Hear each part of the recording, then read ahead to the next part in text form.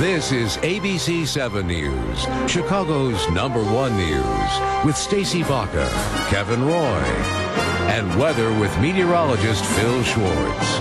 This is ABC 7 News Sunday morning. If you're having trouble finding work, maybe you're committing one of several common mistakes while job hunting. Or maybe you have to learn how to overcome some unfair but common hiring practices. Zenja Norful-Glass has interviewed thousands of people as co-owner of a successful recruiting firm, and she's also the author of 2 new advice books, 25 Reasons Why I Won't Hire You, and 25 Reasons Why They Won't Hire You. She's here this morning to share some of her advice with us. Zenja, or Z, she's called. Call me Z. Call me Z. Very nice to meet you. Nice to have you here. Thank you. So first of all, let's begin with 25 Reasons Why I Won't Hire You. Okay. What are some of the most common mistakes people out there are making? Well, I think one of the things before the interview, the mistake that they're making is they're waiting to be interviewed. People have to learn to take the initiative and set up their own interviews. And that's one of the things that I'm teaching people to do. We set up jobhuntingcareerguide.com, and it's just a site dedicated to walking people through how to set up their own interviews. That's one of the most common mistakes. The other thing is personality. You know, people hire people that they like. People hire people that they enjoy being around, that they think are going to be great team players. And sometimes when your candidates are on interviews, they get nervous, or they think they have to go into this business mode, and, you know, forget about who they are, and that is the worst thing to do. It's a very fine line, though, because I noticed in your book you use the word wallflower. You don't want to be portrayed as a wallflower, so you want to talk and have personality. But on the other hand, you don't want to come across arrogant or too stiff. Exactly.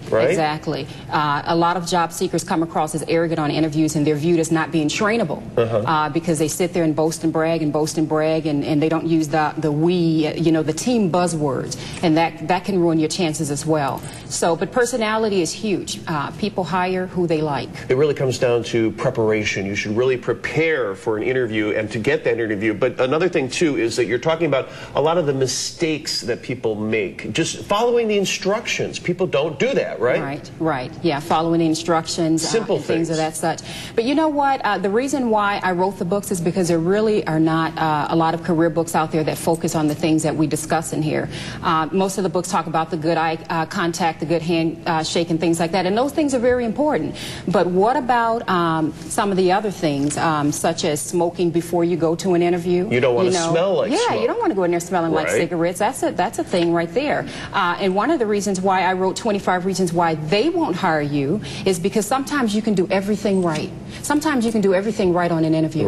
But because of things out of your control, such as age, obesity, that's a huge factor I talk about, and things of that such, you have to learn how to handle those situations so that when you go into an interview, you're prepared to address those situations in a way that's very positive so that you can get hired. Okay, well, let's talk about a couple of those things. That's an important distinction. 25 Reasons Why They Won't Hire You. When it comes to something like, let's take obesity, what's the answer to that? Well, I talk about that quite a bit on the jobhuntingcareerguide.com, and I know for time's sake we can't go into it too much, but one of the main things is you have to highlight your strengths and talk about your accomplishments, but you have to back it up with evidence. If you've had great reviews from your past employer, if you've met productivity, if you've achieved all the goals you were supposed to, and you have some sort of a write-up or review, it is important that you bring that with you. You have to back it up with evidence so that they know, hey, this person can do this job.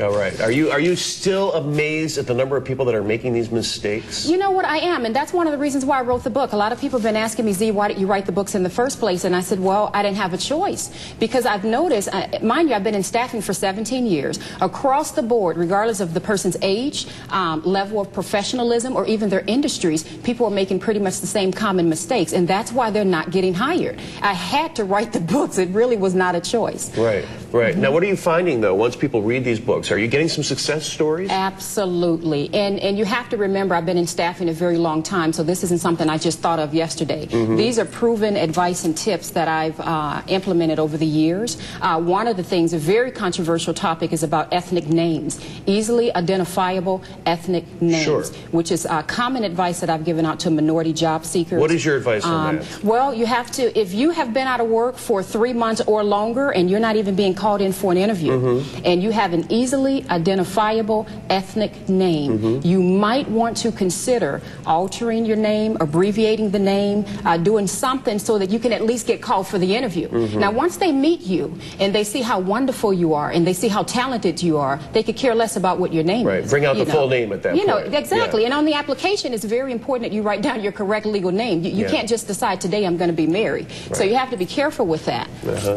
Some might say that's a sad commentary on our society, but you got to do what you got to do to get the job. Exactly. Right? All right, Z, nice to have you here. Thank you so much. Once again, the books are called 25 Reasons Why I Won't Hire You and 25 Reasons Why They Won't Hire You. You'll find a link to Zenja Glass's website if you log on to abc7chicago.com and click on extra information. 6:53 right now. Stay with us. We'll be right back.